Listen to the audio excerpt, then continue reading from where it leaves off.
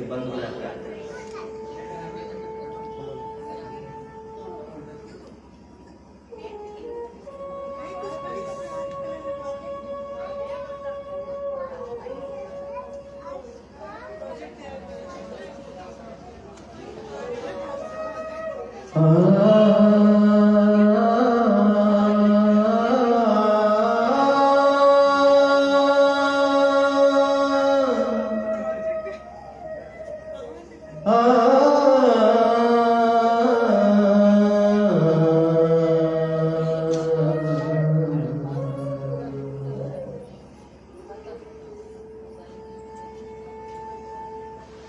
भगवान श्री कृष्ण ने कंस का वध किया।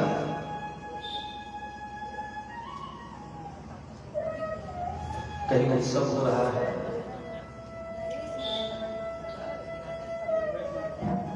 उग्रसेन जी को पता चला कारागार में बंद कंस के पिता उग्रसेन जी आज विलाप करते हैं।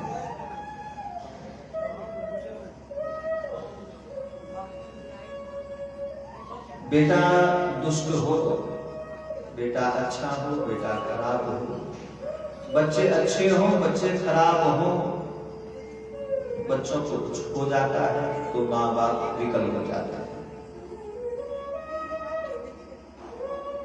उसी कंस ने इन्हें कारागार में बंद किया, तकलीफ दी। लेकिन जब खबर मिला कि कंस का वध हो गया है तो बाप जमीन पकड़ पड़ता है। वो पिता धरती पकड़ लेता है।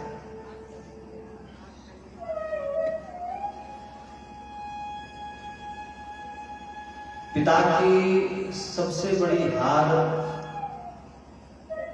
उसके सामने उसके बेटे की हार है, उसके पुत्र की हार है।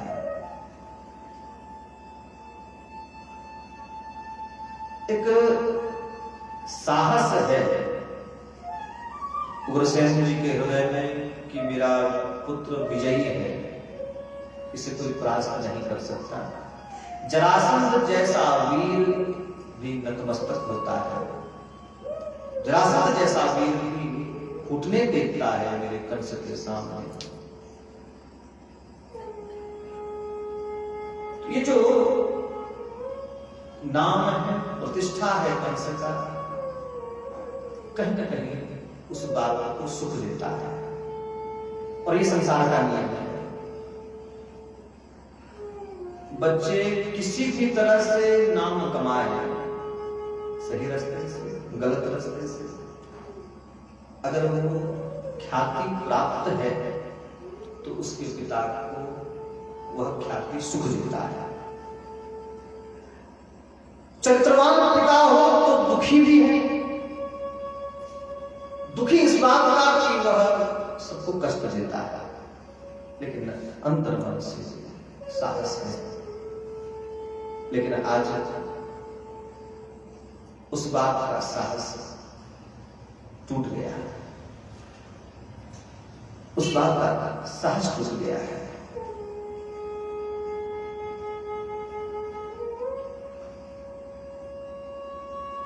कंस की दो पत्नी हैं जो जरासंध की बेटियां हैं, नाम अस्थि और प्राप्ति।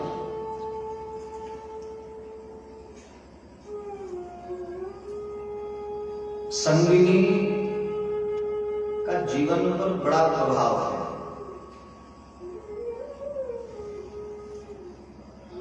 स्त्री के जीवन का जो संग है, उस स्त्री पर उसके संग का बड़ा प्रभाव है।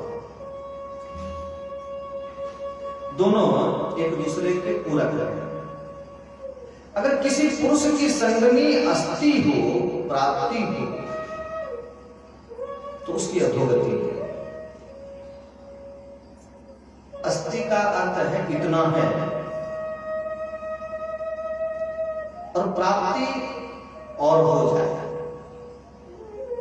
अर्थ संगनी विधर्मनी नहीं होनी चाहिए। संगनी धर्मानुकूल आचरण करने वाली, धर्म पर चलने वाली और सही समय पर सही मार्गदर्शन देने वाली होनी चाहिए। स्वयं संतोष के साथ जीवन व्यतीत करते हुए संतोष को देने वाली, धीरज बंधाने वाली होनी चाहिए।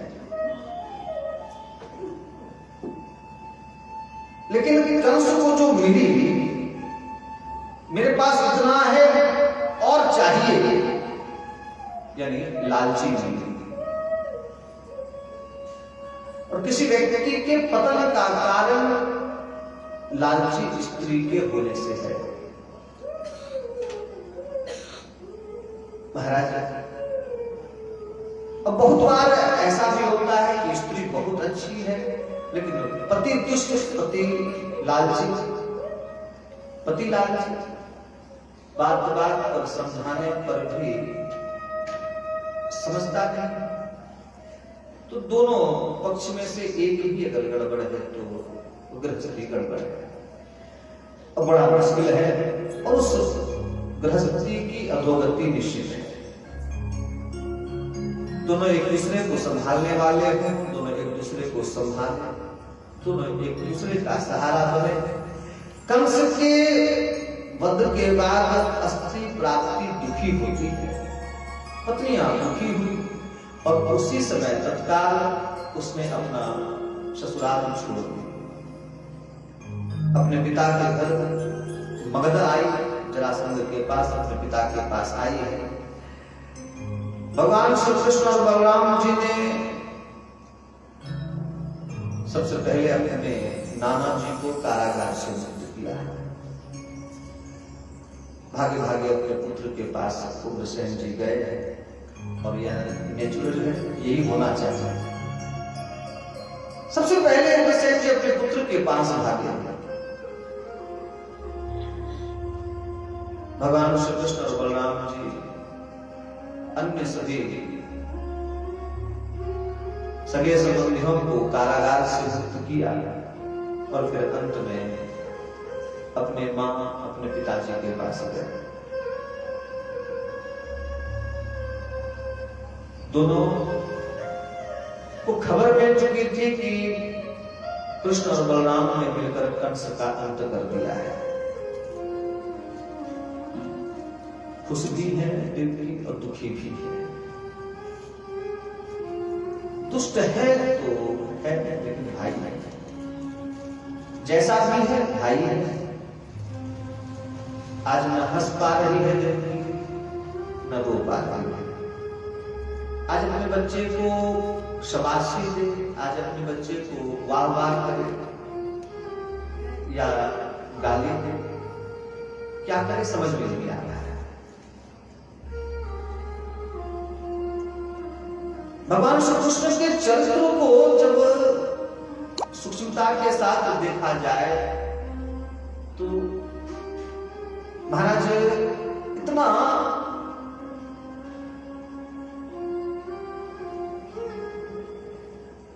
आदमी को विवश कर देता है, विचार करने पर इतना विवश कर देता है, सोचने पर।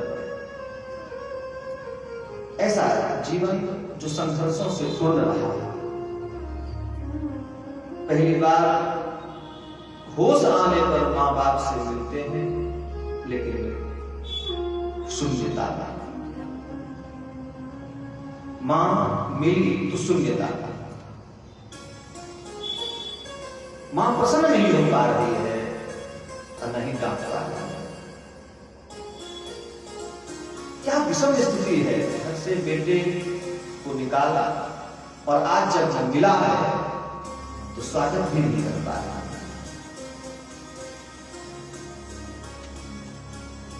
महाराज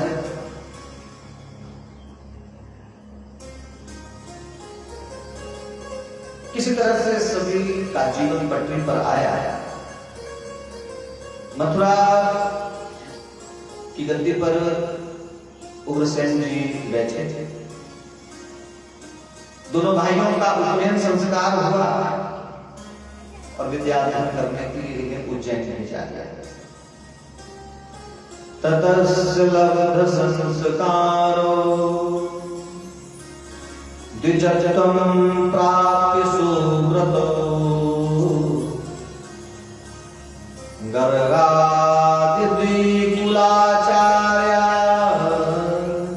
गायत्रं व्रतमास्थितो।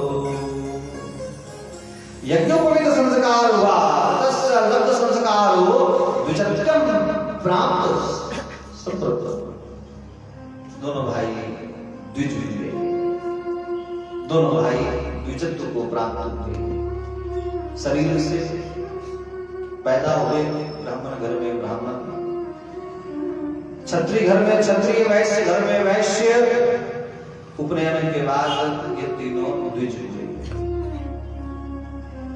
महाराज द्विजत्व को प्राप्त हुए।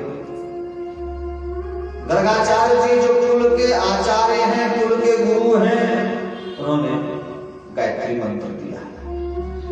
गर्गाद्यादि कुलाचार्य, कुल के आचार्य ने गायत्री व्रतम स्तुतो, गायत्री मंत्र दान दिया और संदीप मुनि के आश्रम में विद्या अध्ययन करने के लिए आगे भेजा कि विद्या गुरु आपके संदीप मुनि होंगे। आप उज्जैन में गए पढ़ने के लिए, थोड़े समय में समस्त विद्याओं में पारंगत हुए। अल्पकाल सब विद्या, थोड़े समय में समस्त विद्याओं को प्राप्त किया। गुरुजी ने कहा तुम्हारी विद्या संपन्न हुई, अब आप अपने घर जा सकते हैं। अगर यहां से चाहो तो सीधे संन्यास ले सकते हो, और चाहो तो यहां से गृहस्थी में प्रवेश करो। श्री कृष्ण गुरुजी से कहते हैं कि गुरुवर आप दक्षिणा, विद्या बिना दक्षिणा के अपूर्ण है, और दक्षिणा के बिना प्राप्त विद्या धोखा देती है, समय पर वह याद नहीं आती। आजकल बहुत लोग क्वेश्चन करते हैं कि ट्यूशन मास्टर फीस लेते हैं, तो जो व्यवस्था होगी, जिस समय की जैसी व्यवस्था उस समय का वैसा दक्षिणा, जिस समय का जैसी व्यवस्था उस समय की वैसी दक्षिणा। उस समय गुरुकुल में रहते थे, अंत में जब चलते थे तो दक्षिणा देकर आते थे। घर परिवार वाले रसद भेजते थे, भोजन की व्यवस्था, पहनने की व्यवस्था, आश्रम चलने चलाने की व्यवस्था शिष्य के परिवार से जाता था, तो वो भी तो दक्षिणा था। जो आश्रम चले उसकी व्यवस्था तो फिर बच्चों के परिवार के लोगों से ही होता था। तो पेमेंट तो तब भी था, पेमेंट अब भी है, तब कुछ नहीं है। महाराज गुरुजी ने कहा बेटा हमको तुमसे दक्षिणा मिल चुका है, आप हमारे यहाँ आए, आप हमारे यहाँ पढ़े, आपका मेरे यहाँ शिष्य बन करके आना ही मेरी दक्षिणा है। अब आप अपनी गुरु माँ के पास जाओ, अगर गुरु माँ कुछ चाहे तो उनको दे देना। गुरु माँ के पास दोनों भाई गए। गुरु पत्नी से पूछा, माता से पूछा, माँ गुरुजी ने आपके पास दक्षिणा के लिए भेजा है, आप कहो आपको क्या चाहिए। माता ने कहा तमाह भगवान आसु गुरु पुत्रे प्रदीयता, हमारे पुत्र कहीं खो गए, आप हमारे खोए हुए पुत्रों को वापस कर दीजिए। भगवान ने उनके खोए हुए पुत्रों को लाकर गुरुजी और गुरु माता को दिया। दोनों प्रसन्न हुए हैं, दोनों ने आशीष दिए हैं।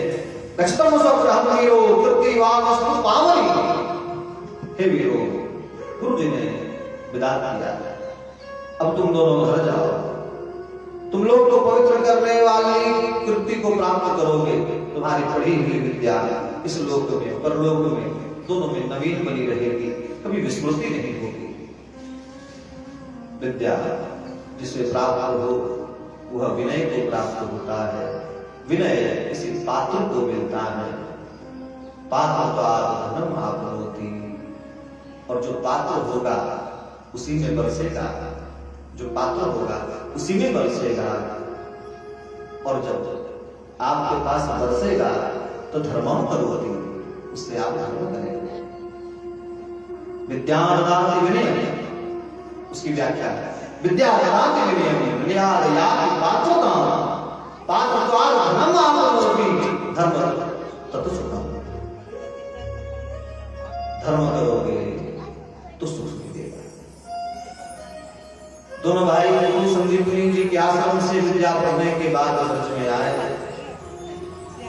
बलराम जी आनंद से रहने लगे हैं। ध्यान दीजिएगा, बलराम जी आनंद से हैं, लेकिन भगवान श्री कृष्ण दुखी हैं, परमात्मा दुखी हैं। जब से विद्या घर करके लौटे हैं, परमात्मा को मन नहीं लग रहा है। परमात्मा भगवान श्री कृष्ण बेचैन हैं। एक सखा है, नाम है उद्धव। उद्धव जी भगवान के पास आए। वृषणाम प्रवरो मंत्री कृष्णस्य दैतः सखा शिष्यो बृहस्पति साक्षात उद्धव बुद्धिस्तुतः। हे राजा, उद्धव शिष्यों में श्रेष्ठ भगवान श्री कृष्ण के मित्र तथा मंत्री बृहस्पति के शिष्य तथा बुद्धिमानों में श्रेष्ठ थे। बृहस्पति जी के ये शिष्य उद्धव जी भगवान से मिलने आए हैं। उद्धव जी ने भगवान को निराश देखा, पूछा क्यों गोविंद, क्या बात है, तू उदास क्यों है? तेरे उदासी का कारण क्या है? जरा अपने उदासी का कारण तो कहो।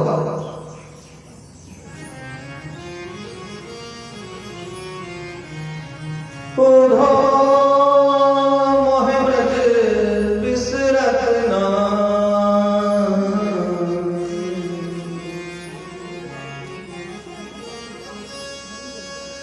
पहले उधो मोहे ब्रज बिसरत ना,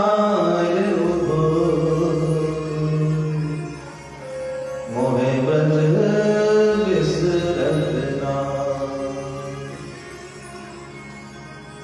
गच्छोद्धव व्रजं सौम्य पितॄनो प्रतिमानः। हे उद्धव, हम ब्रज को बुला नहीं सकते, ब्रज हमें याद आता है, और जितना मुझे याद आता है उतना ही तकलीफ देता है। तो अगर मुझे सुखी देखना चाहता है तो गच्छो उद्धव, उद्धव जाओ, मेरे पिता से मिलो, मेरी मैया से मिलो, मेरे गोपालों, मेरी गोपियों से मिलो, उनसे कहो कि वे मुझे याद करके ना रोए। अगर वे मेरे लिए रोएंगे तो मैं भी यहाँ रहूंगा, अगर वे मेरे लिए वहां तड़पेंगे तो मैं भी यहाँ तड़पूंगा, वे अगर मेरे लिए छटपटाएंगे उधर तो मैं भी इधर छटपटाऊंगा। तुम ब्रज में जाकर मेरी माता यशोदा बाबा नंद को समझाना, उनको आनंद करना। गोपियां जो विरह दशा में व्याधि और दुखी हो रही हैं, उन्हें अपनी बुद्धि से तथा अपने तर्क से उन्हें प्रसन्न करना, उन्हें बोलना तेरा कन्हैया सुखी है, तेरा कृष्ण सुखी है।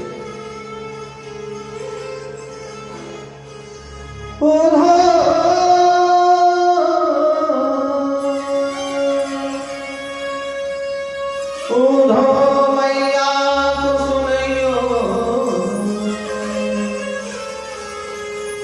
उद्धव मैया को सुनियो, तेरे लाला की दुख पावे,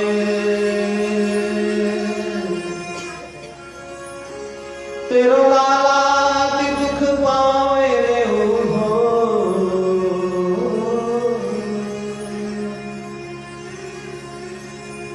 तेरो लाला की दुख पावे।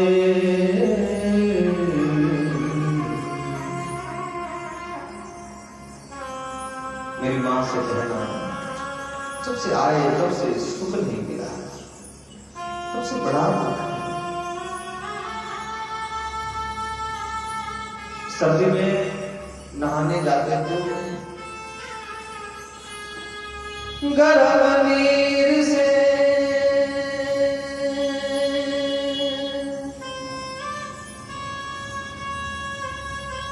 गर्म नीर से मुखड़ा धोए के अचरा पोछ बिछावे,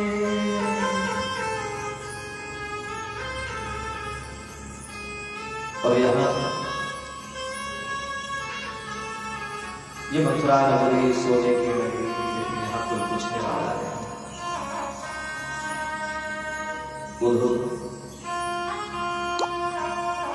यहाँ सब अपने हैं, कहते को अपने, कोई अपना लगता है या कोई अपना लगता है।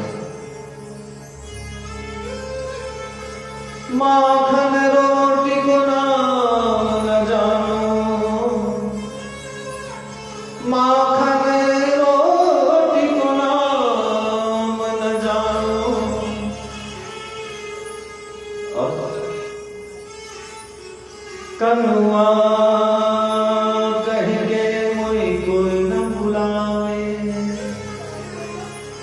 पटना में, दिल्ली में, बेंगलोर में, पुणे में कोई आपके नाम से नहीं बुलाएगा, और वो खटकता है, वो तड़प पैदा करता है।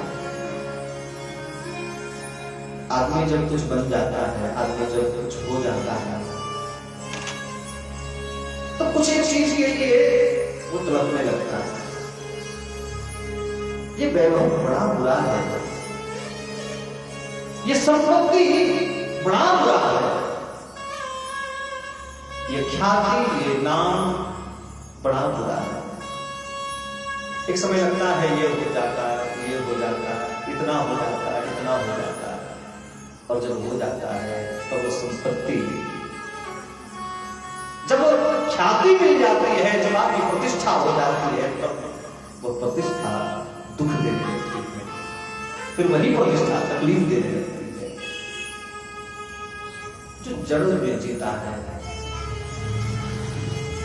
जो संस्कारों में अपने जड़ में जीने का अभ्यस्त होता है, उसको उसका नाम, उसकी ख्याति, उसकी प्रतिष्ठा उसे दुख देने लगती है, उसका वैभव उसे दुख देने लगता है।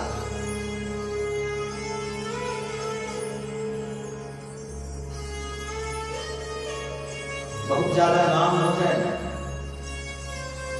तो आदमी को लगता है उसका अपना कोई शेष बचा नहीं, कोई अपना नहीं बचता है। और इस तकलीफ से, पता नहीं आप लोग, इस तकलीफ से हम गुजर चुके थे। मां भी मिले, एक गोविंद बाबू आइए इधर, गुड्डू मर नहीं गया है, गुड्डू मर नहीं गया है। पिताजी बोले गोविंद जी आइए, ये क्या हो गए हैं, ये क्या हो गए। मित्रों से अपनों का अभाव हो जाता है। जब आदमी कुछ बन जाता है, आदमी जो नाम कमा लेता है, आदमी जो प्रतिष्ठा कमाता है, तो नितांत अकेला हो जाता है। देखते हैं किसी और घर में पत्नी लड़ गई, किसी घर में पत्नी लड़ गई, तो इच्छा होती है कि लड़े, इच्छा होती है कि लड़े, कुछ बोले।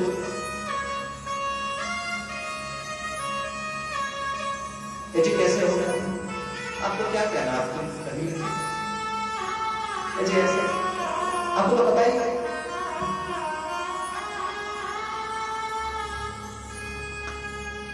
हर जगह कहीं ना कहीं फिर तकलीफ,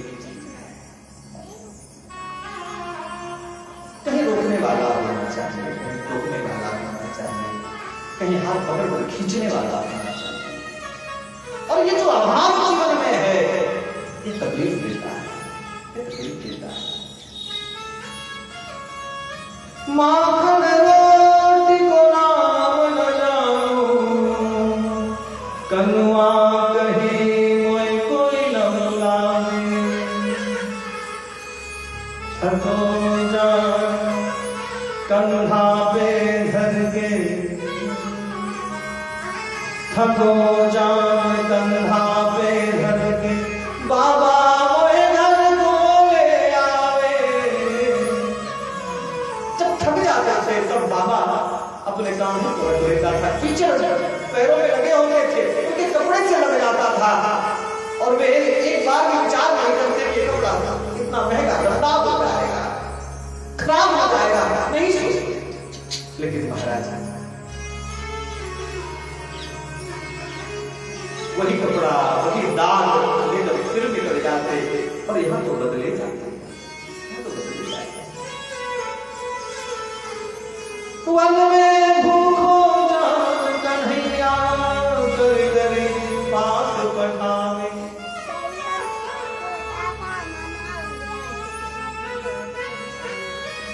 महाराज हाथ जोड़ विनती कह लियो तेरी विद्या मैया श्याम कहाँ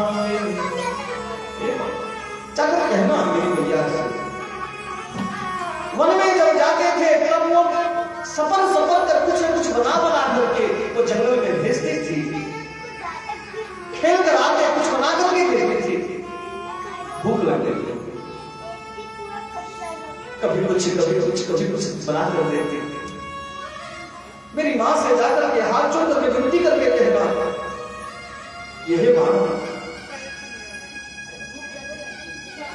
श्याम तेरा ऋणी है। उद्धव जी को कुछ चिट्ठी दिया, उद्धव जी को कुछ चिट्ठी दिया है।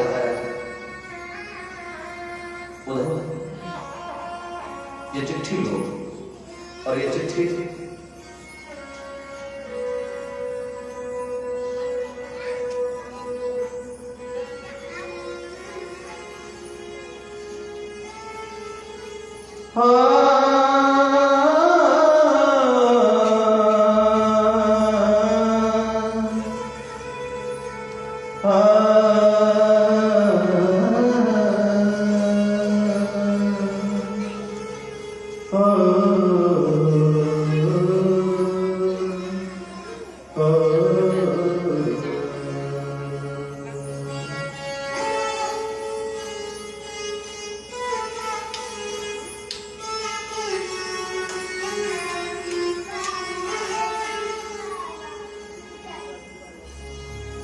चिट्ठियां दी भगवान ने। चिट्ठी लेकर के चल पड़े। भगवान का पीताम्बर भगवान ने उतार कर उद्धव जी को दिया। उद्धव जी भगवान के वस्त्र पहनते हैं, अपना मुकुट उतार करके दिया। वो भी आखिर स्वीकार नहीं करेंगे, वृंदावन वासियों में स्वीकार नहीं करेंगे। उसे कृष्ण के सिवा कुछ और नहीं चाहिए। उद्धव जी और भगवान श्री कृष्ण को सामने खड़े कर दो तो पहचान ना पाओ कि कृष्ण कौन है। बोले फिर अंतर कैसे पता चले? बोले महाराज उनके हाथों की रेखा भी बता सकती है ये कृष्ण है, ये उद्धव है। उनके चरणों की रेखा है उद्धव जी और कृष्ण जी को भिन्न कर सकता है, अलग कर सकता है। दोनों की छवि एक जैसी, दोनों एक जैसी। उद्धव जी वृंदावन पहुंचे। वृंदावन में किसी से रास्ता पूछ करके नंद जी के भवन में पहुंचे हैं उद्धव जी।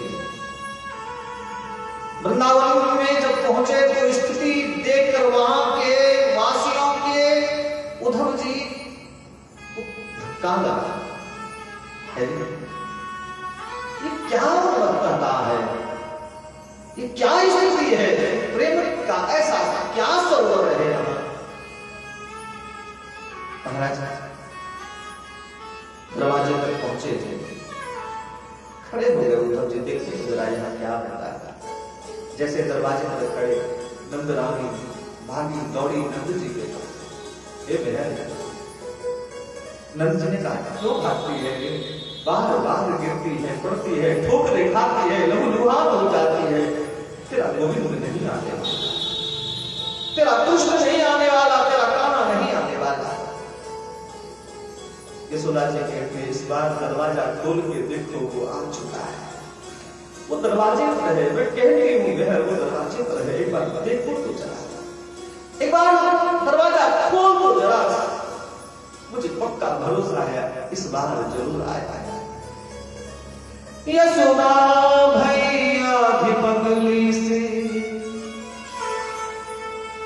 यशोदा भैया भी पगली से अपने लाला को ढूंढ रही। बोलो पति कहाँ छिपा लाला, यूं नंद राय से पूछ रही। मैं सचमुच कहती हूँ प्रियतम, मैं सचमुच कहती हूँ प्रियतम, मेरा लाला रोता होगा।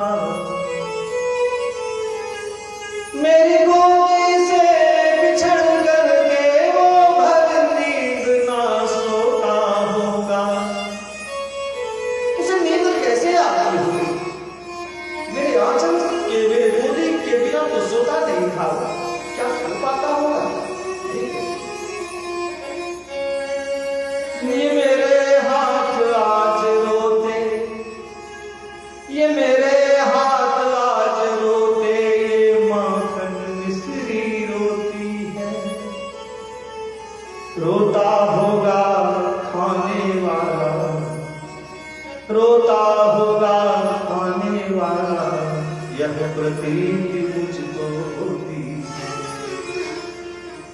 उद्धव नंद यशोदा के उत्कृष्ट प्रेम को देख करके उद्धव भावविभोर हो रहे हैं। दरवाजे के छिद्रों में से सब झांकी देखते हैं। नंद बाबा उठते हैं, अच्छा देखता हूं, दरवाजा खोला। यो यो रेव नैवायात्मजो भगवान हरि, सर्वेषामात्मजो यात्मा पिता माता सहेश्वरः।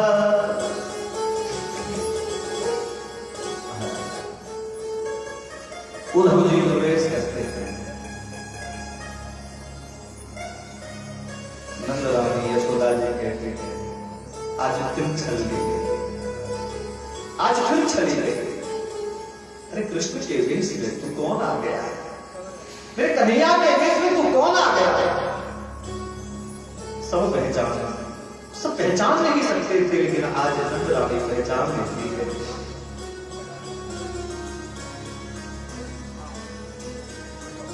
उद्धव जी ने कहा, मैं कृष्ण सखा उद्धव मैया, मैं कृष्ण सखा उद्धव। उद्धव जी ने नंद जी को प्रणाम किया, यशोदा मैया को प्रणाम किया। तब तक पूरे वृंदावन में जैसे खबर की आग लग गई। सब भागे भागे नंद भवन में पहुंचे। महाराजा उद्धव जी मैया यशोदा नंद बाबा को समझाते थे, आपका लाला कृष्ण आपका ही लाला नहीं है, वे समस्त प्राणियों के आत्मा है, पुत्र माता पिता सबके स्वामी भी हैं। वे साधारण बालक नहीं है बाबा, मैया वे साधारण बालक नहीं है। इस प्रकार समझाते बातें करते हैं। यो यो रे, आपका जो लाला है सिर्फ आपका नहीं, नवे आत्मा जो आपका ही आत्मा नहीं है, बोले तो भगवान है, भगवान है। सर्वेशा आत्मा जो वे सबके आत्मा है, आत्मा वे सबकी आत्मा है, सबके पिता है, सबकी माता है, सह ईश्वर, वे सबके ईश्वर है, वे सबके ईश्वर है। गोपियां गोप ग्वाल बच्चे सब पहुंचे। छोटे छोटे बच्चे जो भी नए नए हुए हैं, जिन्होंने भगवान के दर्शन नहीं किया है। क्या उच्च स्थिति देखो महाराज, जो पैदा हुआ भक्ति में पैदा हुआ, माँ बाप को रोता हुआ देखा, माँ बाप को परिजनों को श्री गोविंद के विरह में विलखता हुआ पाया, और जिसके लिए तड़प थी, आज उसका कोई चिर परिचित आया है। आज उससे मिलने की उत्कंठा के लिए वो छोटे छोटे बालक अपने माँ बाप के साथ वहां पहुंचा है। सबको आशा है, जिनके लिए हमारे माँ बाप रोते हैं, जिनके लिए हमारे माँ बाप तड़पते हैं, शायद आज उनसे मिलना होगा, शायद आज उनसे मिलेंगे। लेकिन यहां आए वो मिला नहीं। गोपियों ने नमन किया, हे सखे कृष्ण, हे कृष्ण सखे तुम्हें वंदन है। उद्धव जी ने सबको वंदन किया। गोपियों ने कहा, क्या मैं याद करते हैं उद्धव जी ने कहा, आप सबके लिए भगवान ने चिट्ठी भेजी है, आप सबके लिए चिट्ठी दी है। मोको लिखो है कहां, अब सब कहते हैं मोको लिखो है कहां, मोको लिखो है कहां, मोको लिखो है कहां, मोको लिखो है कहां, मोको लिखो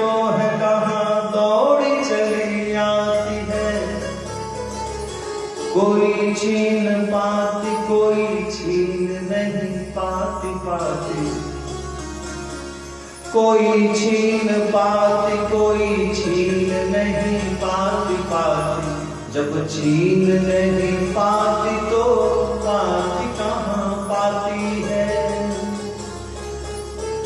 कोई छीन पाती पाती कोई पढ़ पाती पाती, जब पाती नहीं पाती तो कैसे पढ़ पाती है। कोई पाती पाती कोई छाती से लगाती पाती, जब पाँच नहीं पाती मृग बिंदु बरसाती है। कोई सुन पाती कथा सुन नहीं पाती कोई सुन पाती कथा सुन नहीं पाती कोई, व्यास जो ना आती वो कैसे सुन पाती है। जो यहाँ आएगा वो सुनेगा कैसे? पढ़ने वाले के पास पहुंचेगा नहीं तो सुनेगा कैसे? ये कैसे सुन पाएंगे? सब सोचते हैं अरे मेरे लिए कुछ लिखा है, मेरे लिए क्या लिखा है। दौड़ दौड़ करके आती है, कोई खींच कर ले जाती है, कोई छीन पाती है कोई छीन नहीं पाती, और जो छीन पाती है वो तो पढ़ पाती है, और जो नहीं छीन पाती वो क्या पढ़ पाती है। और जिसने छीन लिया तो जिसको पढ़ने आती नहीं तो फिर क्या पढ़ पाती है, जिसको पढ़ने नहीं आती फिर वो क्या पढ़ पाती है। हाय हाय, पढ़ना ना आवे तब भी चिट्ठी को महाराज कलेजे से लगाते हैं। क्या दौर था आज से 20 वर्ष पहले का, 10 वर्ष पहले का।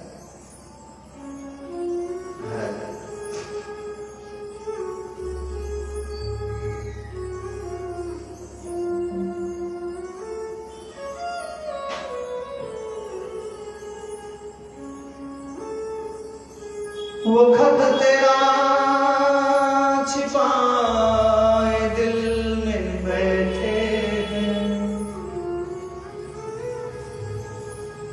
महाराज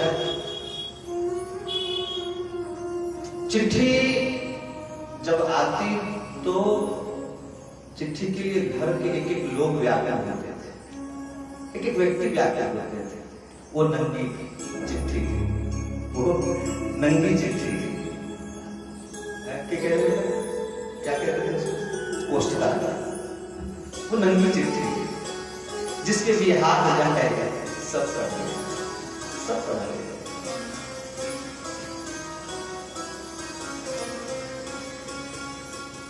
कुछ पैसे वाले लोग, जिसको कुछ पैसा होता था उस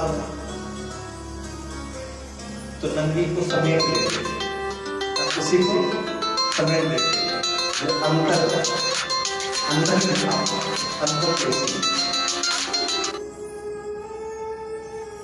उससे भी जो कुछ लोग पैसे वाले होते थे, समझ वाले होते थे, बोले लिहाफ में बंद कर भेजते थे, लिफाफ में बंद कर भेजते थे कि किसी के हाथ लगे तो पता पड़ पाए अंदर क्या लिखा है, किसी के हाथ में लगे।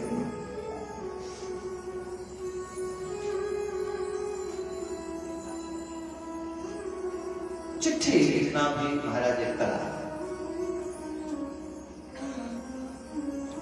चिट्ठी सब नहीं लिख पाए। उद्धव जी हमारे शाम में हमसे कहा था परसों आएंगे, आज जाते हैं, कल रहेंगे, परसों आ जाएंगे, लेकिन आज तक नहीं आए। बड़े निर्मोही निकले। कल तक जो हमारे घरों से माखन चुरा कर खाते थे, अनेक प्रकार की लीला करते थे, आज भी मथुराधीश बन करके हम सबको कष्ट दे रहे हैं। हम सबको ब्रजवासियों को बुलाया है, ग्वाल नंद यशोदा मैया गाय बछड़ आदि सभी से नाता तोड़ चुके हैं। हे उद्धव जी, संसार में अमृत किसको कहेंगे? अमृतम शिशिरे वहनिरमृतम प्रिय दर्शनम अमृतम राज समान अमृतम क्षीर भोजन।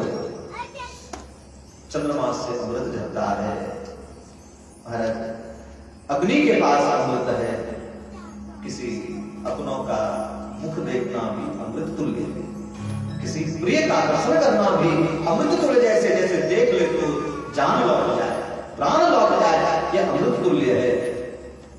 महाराज अमृतों के राजा बोले सम्मान, सम्मान अमृत तुल्य है। और कहीं से खीर परस्पर मिल जाए, खीर तो अमृत है।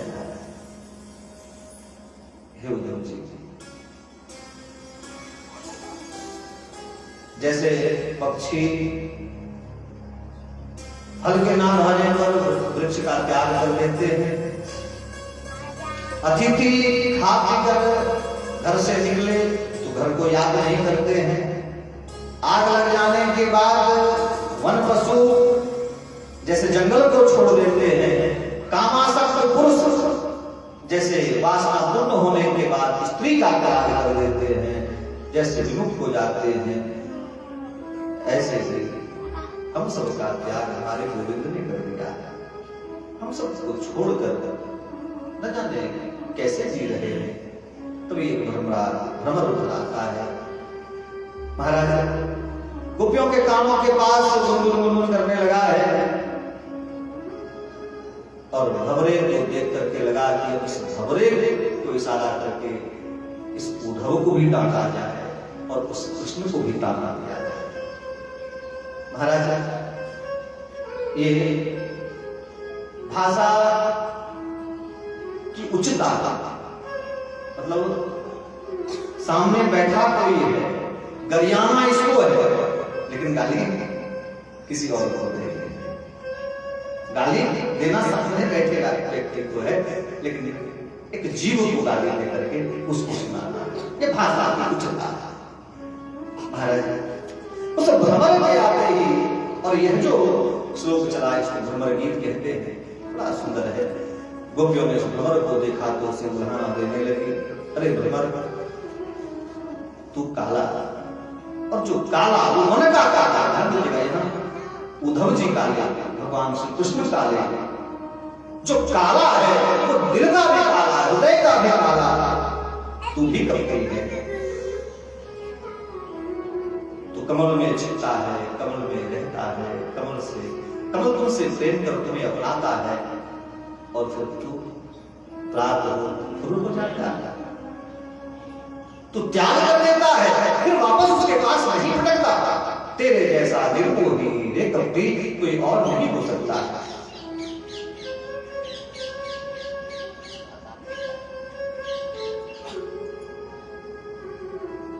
हे भ्रमर, अब हमारे श्याम सुंदर हमारे लिए परदेशी हो गए हैं,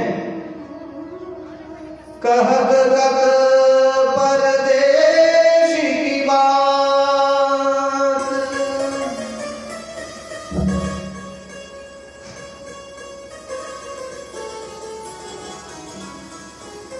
कहत गत परदेशी की बात, मंदिर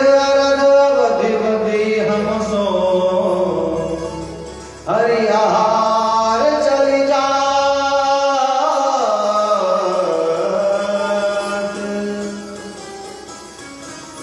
मंदिर अर्थ 15 दिन आधा महीना, हरियार शेर का आहार यानी मांस, सती रिपु बरस सुर रिपु गुवर हर रिपी योगा,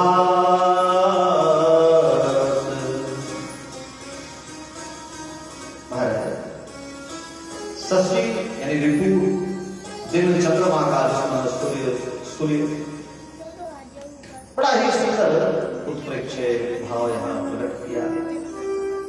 अरे भ्रमर, अब हमने किसी भी काली वस्तु से प्रेम करना छोड़ दिया है।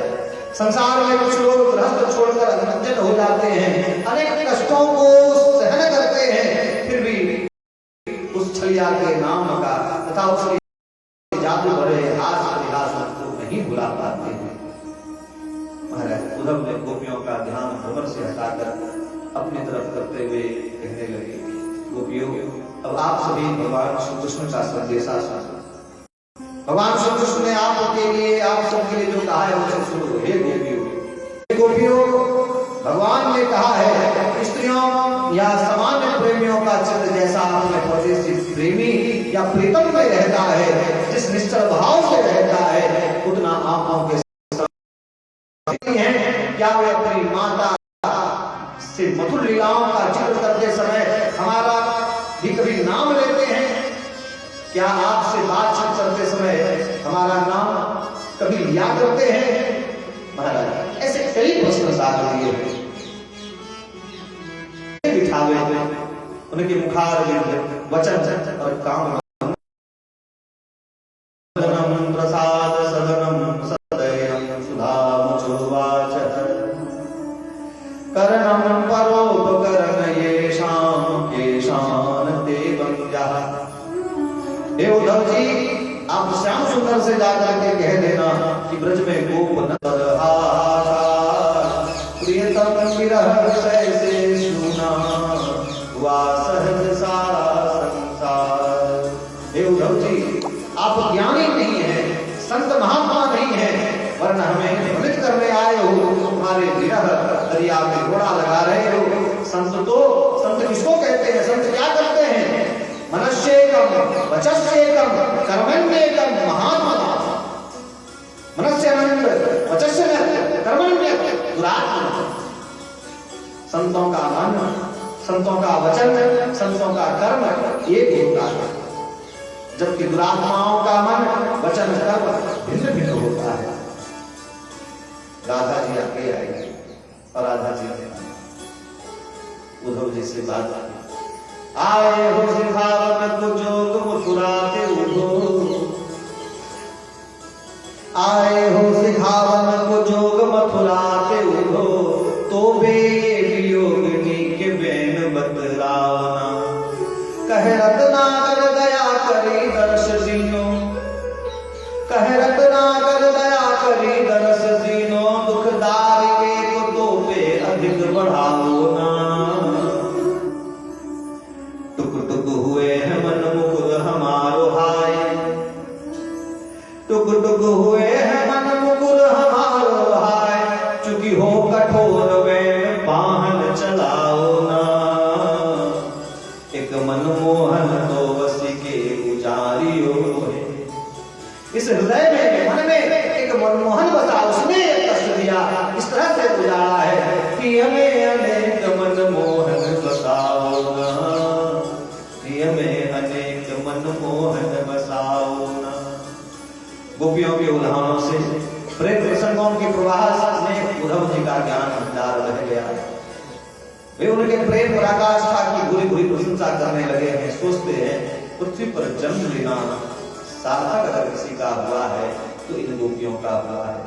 उद्धव जी कहते हैं एता परम तन्मतो भुवि गोपबद्धो गोविंदेव निकलात्मनि रूढ़भा। क्योंकि ये सर्वात्मा भगवान श्री कृष्ण के परम दिव्य प्रेम में स्थित हो गई है। प्रेम की यह स्थिति बड़े बड़े ऋषियों तथा हमारे जैसे भक्तों के लिए भी प्राप्त नहीं हो सकती।